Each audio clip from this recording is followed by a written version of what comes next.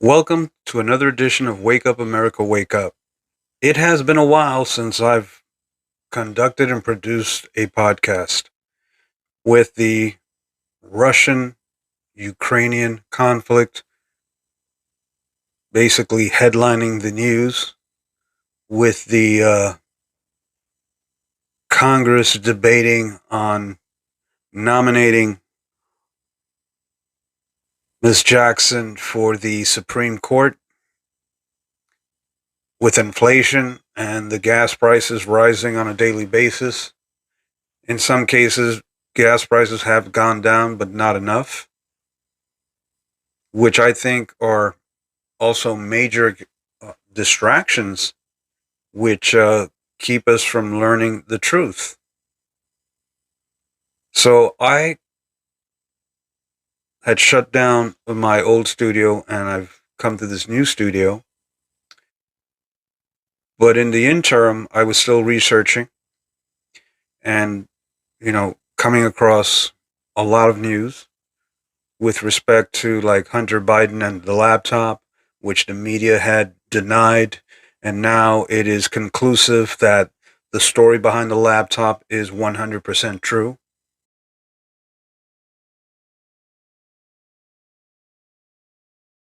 Does Ukraine have chemical or biological weapons? Ukraine has biological research facilities.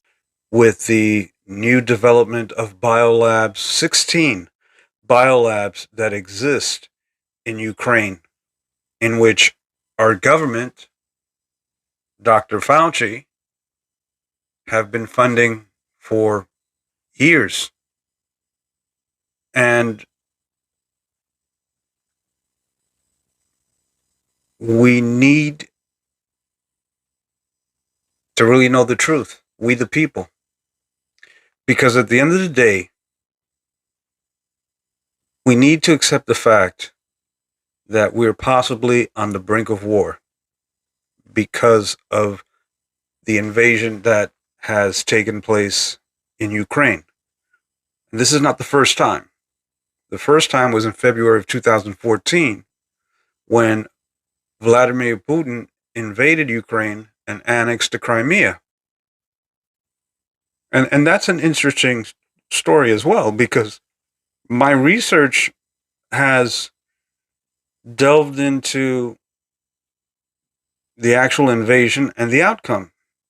And it turns out that a lot of the citizens in Crimea welcomed the Russian invasion because they felt that the Ukrainian government wasn't doing what it was supposed to. But again, this podcast is not meant to sway sympathy for Vladimir Putin and the Russian Federation, neither for the Ukrainian government or NATO and the United States. My intent is to give you a brief, dark history of Ukraine, which dates back to World War II. Because at the end of the day, folks, if war is declared, we the people do not sign off on it. Did we ever? Do you know anyone alive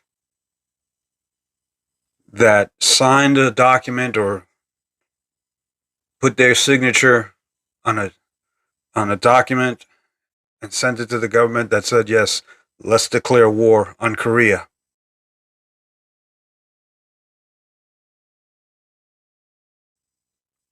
Yes, let's declare war on Vietnam.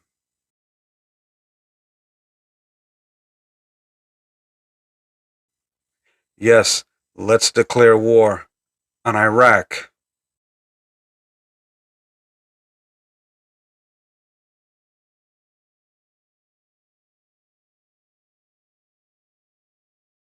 Yes, let's declare war on Afghanistan. Do you understand what I'm saying?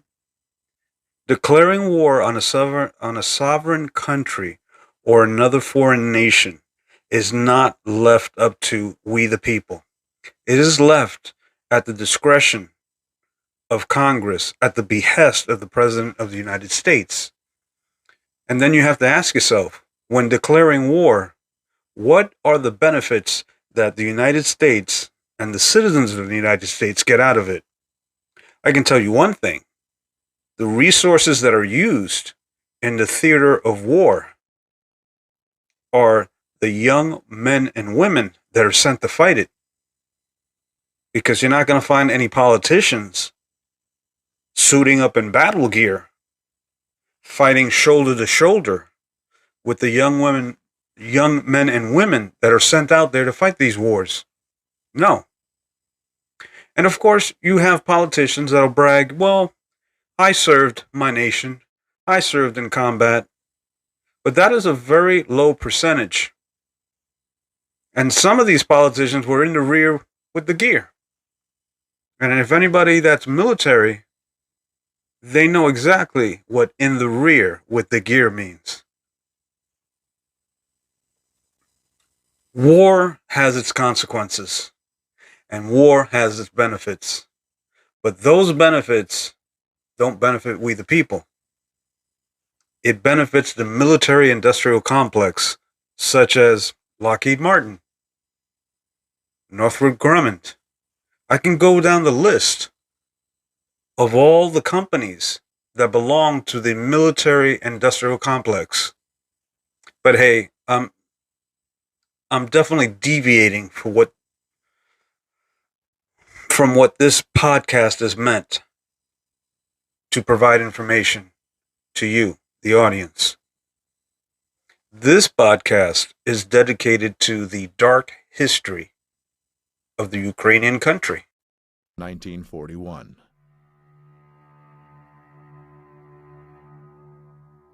The most notorious and outrageous massacre took place September 29th and 30th, 1941, in Babi Yar, Kiev. All kikes of the city of Kiev and its vicinity must appear on Monday, September 29th by 8 o'clock in the morning. Bring documents, money, and valuables, and also warm clothing, linen, etc. Any kikes who do not follow this order and are found elsewhere will be shot. 33,771 Jews were killed in this two-day operation of the Nazis and Ukrainian militia. Another outrageous massacre was carried out by the Ukrainian Insurgent Army and the Bandera faction of the Organization of Ukrainian Nationalists in German-occupied Polish Volhynia and eastern Galicia between 1943 and 1944. This genocide of Poles was led by Mykola Lebed. 35,000 to 60,000 people in Volhynia and 25 to 40,000 in eastern Galicia fell victim to this massive ethnic cleansing operation. Now, I know some people will get upset because, well, if you're talking about the Ukrainian country, then you're talking about its people. And are the people at fault? Well, just like this country, we're at fault when war is declared on a sovereign or foreign country. We're at fault because we don't say no. We allow our young men and women to go into combat because our political system has decided that that is the right thing to do. But we the people, we don't have a say in that.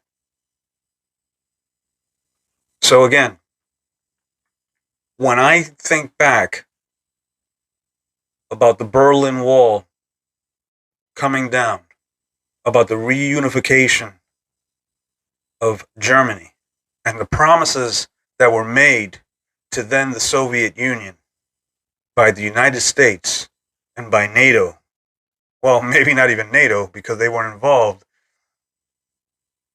But promises were made. Promises of not expanding NATO, meaning that adding the Ukrainian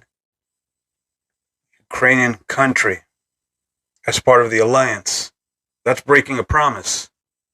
Because at the end of the day, Ukraine is at the doorstep of the Russian Federation, which allows NATO to put tactical nuclear weapons, to basically have a foothold a military strategic foothold right at the doorstep of the Russian Federation.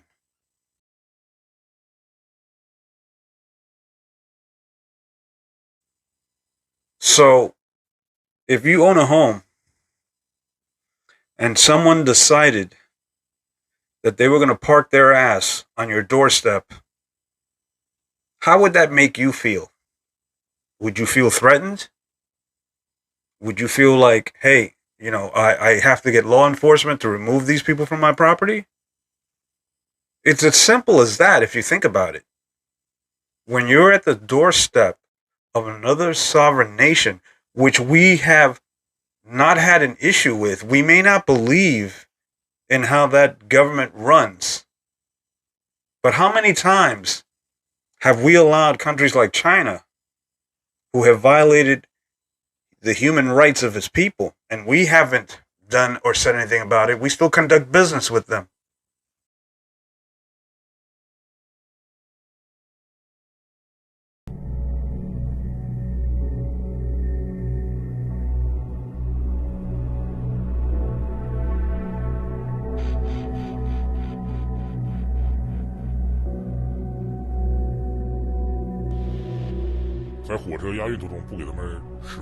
During the train transportation, we don't give them food. They're only allowed bottle caps to drink water, to moisten their lips. To keep order, don't let them go to the toilet.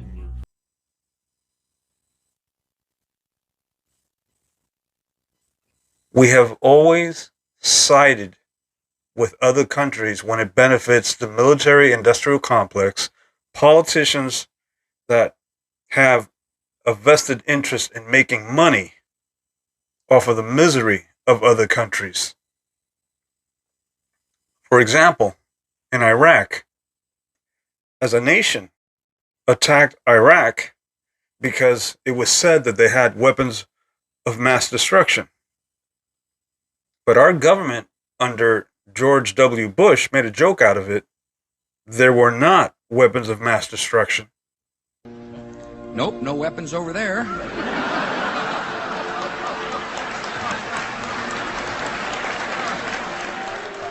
Those weapons of mass destruction got to be somewhere.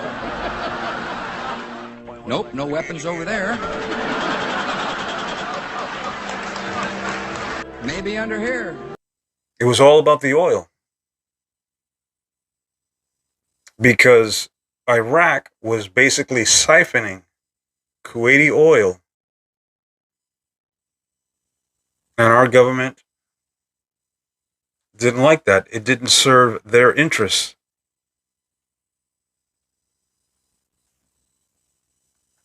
And the Biden administration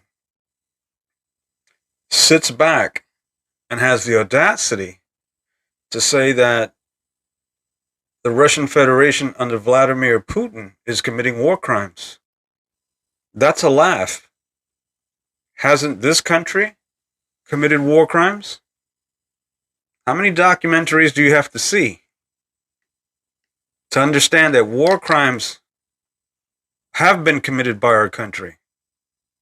When we dropped 2 nuclear weapons on Japan, wouldn't that have been considered a war crime? Oh, yes, it ended the war. Absolutely. But how many people died? That's what war does. But it benefits political leadership. It benefits the military-industrial complex for the sake of making money. And I truly feel that the Ukrainian country is being used by NATO and the United States as a pawn just to get a strategic foothold on the sovereign nation of Russia, the Russian Federation. Now, whether you accept that or not, hey, that's up to you, but research it. That information is out there before it's taken down.